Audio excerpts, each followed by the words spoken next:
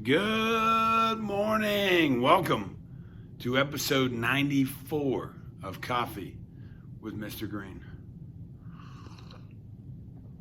I often get asked the question, how do you stay positive? How do you keep a happy attitude when you teach about such negative, such intense topics, right? So in language arts and social studies, we learn about the Holocaust, we learn about slavery, oppression, all these things. And for the last year, we've been, under this global pandemic, once in 100 years thing, right? And so I just thought today I'd offer a few tips on how to maintain that positivity in the midst of all this negative stuff.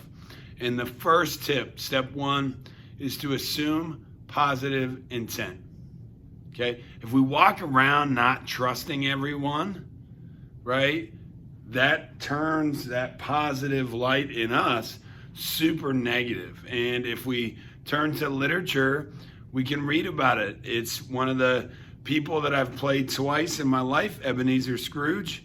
As soon as he stops assuming positive intent and starts not trusting people, he loses that light. And it takes 3 apparitions of, Christmas, past, present, future, to be able to come back to that light. So let's not be a Scrooge today.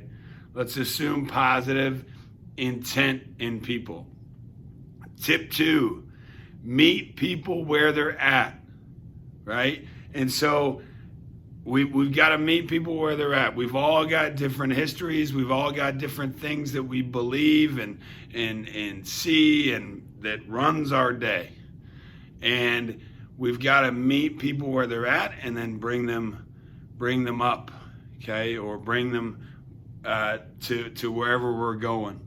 If they're having a negative time and they're taking all this energy and oftentimes when people get upset, it's because of transference, and we're just taking all that and we're deflecting all the negativity and we're just blasting it at somebody else. So instead of doing that today, let's just meet them where they're at, okay, and then go with it. And tip 3, the last thing that I'm going to talk about is from a book that my wife and I listen to, and it's all about starting with yes, right? No, instant negative.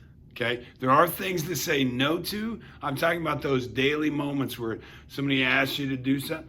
Oh, okay. Asks you to try something new food. Yeah, let's give it a try. Hey, what are we going to do? So, 3 tips, right? Assume positive intent, meet people where they're at, and start with yes. And as always, like and subscribe, smash that like button, turn on notifications, and let's keep on learning.